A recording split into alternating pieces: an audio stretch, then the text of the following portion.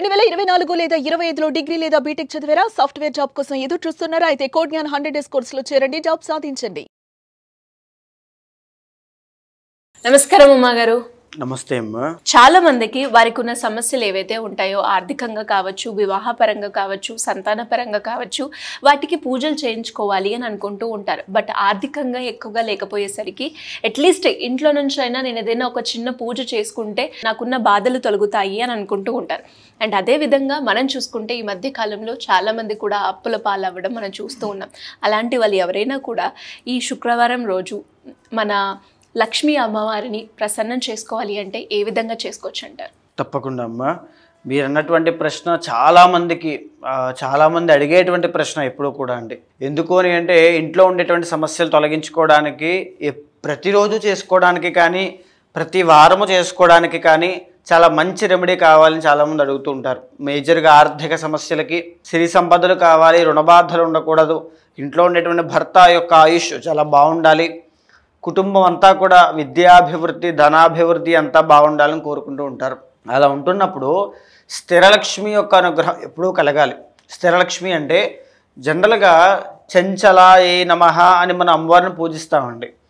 చంచలాయే నమః అంటే ఏమిటి అంటే అమ్మవారు చరలక్ష్మి లేదా చంచల లక్ష్మి అంటారు. ఒక చోట ఎప్పుడూ కూడా లక్ష్మీదేవి యొక్క అనుగ్రహం ఉండదు, అందరికీ తెలిసిన విషయమే. ఇక్కడ దాన్ని రెండు విధాలుగా మనం తీసుకోవచ్చండి. సో ఎప్పుడూ మన దగ్గర ఉండదు కాబట్టి స్థిరలక్ష్మి అనుగ్రహం కోసం మనం ప్రయత్నం చేస్తూ మన ప్రయత్నం బలాన్ని పెట్టుకుంటూ అమ్మవారి యొక్క పూజలు అనేటువంటివి చేసుకోవడం. రెండు, చంచలాయే నమః అనేటువంటిది అమ్మవారి యొక్క స్వభావం.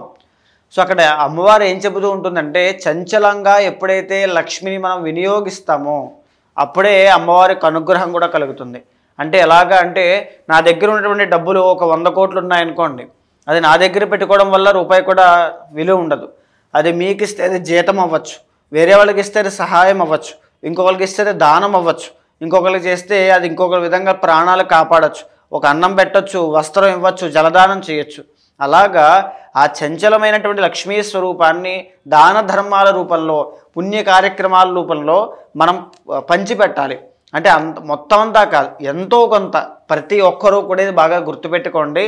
అమ్మవారు ఎప్పుడైనా సరే మనం ఇస్తూ ఉంటే అమ్మవారు వస్తూ ఉంటుంది. మనం మన దగ్గరే ఉండిపోవాలి అనేటువంటి దురాశ, ఈ అత్యాశలు అవన్నీ ఉంటే కనుక అమ్మవారికి అనుగ్రహం కలగదు. రెండవది ఏంటి అంటే ఎప్పుడైనా అమ్మవారిని మనం కొలుస్తున్నప్పుడు స్వామివారితో సహా కొలవాలి. ఉదాహరణకి నేను చాలామందికి లక్ష్మీ యొక్క ఉపాసన ఇచ్చానండి మన దగ్గరికి వచ్చేటువంటి వాళ్ళకి. సో వాళ్ళకు కూడా నేను ఏం చెప్తానంటే అమ్మవారి యొక్క సాధన చేసేటువంటి సమయంలో అమ్మవారిని ఎలా తలుచుకోవాలి అంటే విష్ణుమూర్తి యొక్క హృదయంలో అమ్మవారు ఉన్నట్టుగా తలుచుకోవాలి. మన ధ్యాన రూపాన్ని దర్శనం చేసుకుంటున్నప్పుడు లేదా స్వామివారికి పాదసేవ చేస్తున్నట్టుగా అమ్మవారిని తలుచుకోవాలి. అదే అమ్మవారికి చాలా ఇష్టం అండి, ఆవిడంతటా ఆవిడ స్వరూపాన్ని తలుచుకోవడం కన్నా. సో ఆ రెండు స్వరూపాలు ఆమెకి చాలా ఇష్టమైనవి. మనం ఎప్పుడైతే ఆవిడ ఒక మాట అంటుంది, నా భర్త అయినటువంటి శ్రీహరి నారాయణుడు ఎక్కడైతే ఉంటారో అక్కడే నేను కూడా కొలువై ఉంటాను అని చెబుతుంది. సో మనం ఎప్పుడైనా ఆరాధన చేసినా ఇద్దరినీ కలిపి ఆరాధన చేయాలి, ఇద్దరినీ పూజించాలి. నెంబర్ 1. నెంబర్ 2 ఏమిటి అంటే ఎవరి ఇంట్లోనైతే ఒక 4 విధాలుగా శాస్త్రం చెప్పిందండి లక్ష్మీ అనుగ్రహం కావాలి అంటే. ఎవరి ఇంట్లో అయితే తులసి మొక్కకి ఆరాధన జరుగుతూ ఉంటుందో, ఎవరి ఇంట్లో అయితే శంఖము యొక్క ధ్వని వినబడుతూ ఉంటుందో, ఎవరి ఇంట్లో అయితే అతిథికి భోజనం పెడుతూ ఉంటారో, ఎవరి ఇంట్లో అయితే శివ ఆరాధన అనేటువంటి జరుగుతూ ఉంటుందో, ఈ 4 ఉన్నటువంటి ఇల్లే లక్ష్మీప్రదము. లక్ష్మీ అనుగ్రహం కావాలంటే 4 ఉండాలి. తులసి మొక్కకి యొక్క ఆరాధన విశేషత ఏమిటి అంటే ఇంట్లో తులసి మొక్కని మనం ఆరాధన చేయడం వల్ల నెగిటివ్ ఎనర్జీ కావచ్చు, లేకపోతే పాజిటివ్ ఎనర్జీ పెరగడం, నెగిటివ్ ఎనర్జీ తగ్గడం కావచ్చు, అన్నీ చాలా బాగుంటాయి. తులసి చాలా శ్రేష్టమైనది. ఎవరికైనా మనం ఇచ్చినప్పుడు కూడా తులసి మొక్కని ఇవ్వాలి. లేదా ఇంట్లో ఇంకా కొన్ని దానాలు ఉన్నాయి, నేను చెప్తాను. రెండవది బ్రాహ్మణులకి, పవిత్రమైనటువంటి బ్రాహ్మణులకి కానీ లేదా పేదవాళ్ళకి కానీ భోజనం పెట్టండి. అది ఎప్పుడు అంటే నెల వారీగా, వారం వారీగా మీ శక్తి ఇప్పుడు భోజనం పెట్టడానికి ఏముందంటే ఒక 100 రూపాయలు పార్సిల్ కట్టి ఇవ్వచ్చు. అది రెండవది. మూడవది శంఖధ్వని ఖచ్చితంగా వినబడాలి. అప్పుడే ఆరోగ్యంగా ఉన్నట్టు. ఆ శంఖధ్వని వినిపించినప్పుడే, శంఖానికి చాలా ఇది ఉందండి, పాంచజన్యం. ఈ కృష్ణుడి యొక్క శంఖం పేరు, దేవదత్తం అర్జునుడి యొక్క శంఖం పేరు. శంఖము అనేటువంటిది చాలా విశేషమైంది. దక్షిణావర్త శంఖం అనేటువంటిది కనుక ఇంట్లో ఉంటే లక్ష్మీప్రదము. దానికి చిన్న వెండి పళ్ళెం కానీ శక్తి ఉన్న వాళ్ళు చేయించి దానిపైన ఈ దక్షిణావర్త శంఖం పెట్టండి, విశేషమైన లక్ష్మీప్రదం. తర్వాత ఈ 4 చేసిన తర్వాత ఎవరైతే తీవ్రమైన అప్పుల బాధ ఉందో స్ఫటిక గణపతి విగ్రహం ఉంటుంది, అది దొరుకుతుంది ఖచ్చితంగా. ఆ స్ఫటిక గణపతి చిన్న సైజు తీసుకుని డైలీ అభిషేకం చేయండి, అప్పులన్నీ తీరుతాయి, గురుబలం పెరుగుతుంది. నెంబర్ 2, ఇంట్లో ఉండేటువంటి ఆడవాళ్ళకి మెడలో ఈ లాకెట్స్, చైన్స్కి లాకెట్స్ వేసుకుంటారు కదా, లక్ష్మీదేవి యొక్క లాకెట్ ఉండాలి. అంటే ఇంకోటి ఏంటి అంటే అదే ఆడవాళ్ళకి స్త్రీలకి తప్పనిసరిగా మెడలో పాటుగా ఈ యొక్క ఉంగరానికి లక్ష్మీదేవి యొక్క ఉంగరం ఖచ్చితంగా ఉండాలి, లక్ష్మీదేవి యొక్క ఉంగరం తప్పకుండా ఉండాలి. ఇది లక్ష్మీప్రదం అండి. తప్పకుండా అమ్మవారి యొక్క అనుగ్రహాన్ని చాలా తొందరగా తీసుకొచ్చి పెడుతుంది. ఇంకోటి ఏమిటి అంటే ఎవరికైనా మనం ఇచ్చేటప్పుడు దానంగా ఇవ్వాలి గిఫ్ట్ రూపంలో అనుకున్నప్పుడు శక్తి ఉన్న వాళ్ళైతే వెండి రజత లక్ష్మీదేవి యొక్క విగ్రహాలు దానంగా ఇవ్వాలి. చాలామందికి ఉన్న అపోహ ఏంటంటే మన లక్ష్మీదేవి విగ్రహం ఇస్తే మన లక్ష్మి వెళ్ళిపోతుందేమో అనుకుంటారు, కానీ అలా చెప్పబడలేదండి. మన రజత విగ్రహాలు, వెండి లక్ష్మీదేవి విగ్రహాలు దానంగా మంచి వాళ్ళకి ఇస్తే అభివృద్ధి చెందాలి అని మనకి లక్ష్మీదేవి యొక్క అనుగ్రహం, రుణబాధలు, పెద్ద పెద్ద లోన్స్ కానీ ఇలాంటి విషయాల్లో కూడా నేను చాలామందికి సజెస్ట్ చేసి చాలా మంచి రిజల్ట్స్ అనేవి చూశానండి. 100% చాలా బాగా వర్కౌట్ అవుతుంది. ఇంకొకటి ఏంటి అంటే ఇంట్లో అమ్మవారికి ఆరాధన చేసేటువంటి సమయంలో ఆవు పాలు, తేనె తప్పకుండా నైవేద్యంగా పెట్టండి. ఎందుకు అంటే ఈ రెండూ కూడా అమ్మవారికి చాలా ప్రీతిపాత్రము, చాలా తొందరగా సిద్ధించేటువంటి పద్ధతి అండి ఇదంతా కూడా. సో అలాగే శ్రీ గారు ఈ ప్రస్తావన వచ్చింది కాబట్టి చేసుకోలేనటువంటి వాళ్ళ కోసం మనం చెప్పేటువంటిది, ఉదాహరణకి నా దగ్గరికి వచ్చి చాలామంది పూజలు కావచ్చు ఇవేవి చేసుకోలేక శక్తి లేక ఉన్న వాళ్ళు కొంతమంది ఉంటారు.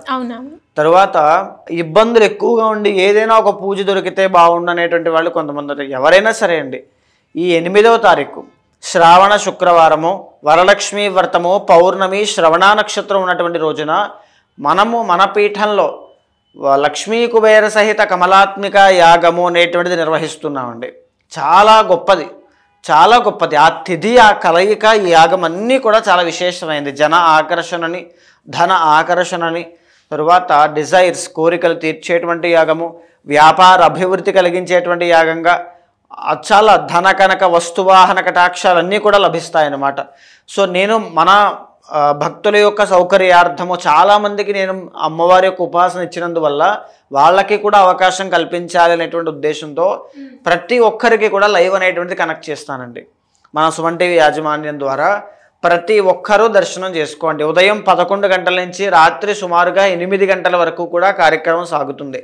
దాంట్లో జరిగేటువంటి మహాగణపతి పూజ, పుణ్యాహవచనము, మండపారాధన, శివుడికి ఏకాదశ రుద్రాభిషేకము, తర్వాత 1,00,000 బిల్వపత్రి పూజ, తర్వాత గణపతి అథర్వణ శీర్షోపనిషత్పూర్వక గణపతి అభిషేకం, 1,00,000 గరిక పూజ, సహస్రమోదక హవనం, శ్రీ సూక్త పారాయణ, కమలాత్మిక మూలమంత్ర జపము, లక్ష్మీ కుబేర జపము, ఇవన్నీ మళ్ళీ అమ్మవారికి తామర పువ్వులు, నీలపు కలువ పువ్వులు, కదంబ పువ్వులతో వాటితో హోమాలు, ఇవన్నీ జరిగిన తర్వాత సుమారుగా 21 మంది బ్రాహ్మణులు, వేద పండితులతో వేద ఆశీర్వచనము, ఇవన్నీ జరుగుతాయి. ఎంతసేపు పాటు ఉంటుందండి టోటల్? సుమారుగా ఒక పూట వేసుకోవచ్చండి, దానికోసం కేటాయించాలి. ఎందుకంటే వాళ్ళు కూడా, మీరు చూసేటువంటి మీరు కూడా ఇంట్లో ప్రశాంతంగా కూర్చుని అక్కడ యాగం ప్రారంభమైనటువంటి సందర్భంలో నేను మీకు ఒక మంత్రాన్ని ఇస్తాను. మంత్రంతో పాటు వాళ్ళ ఇంట్లో నుంచి చేసుకోవచ్చు.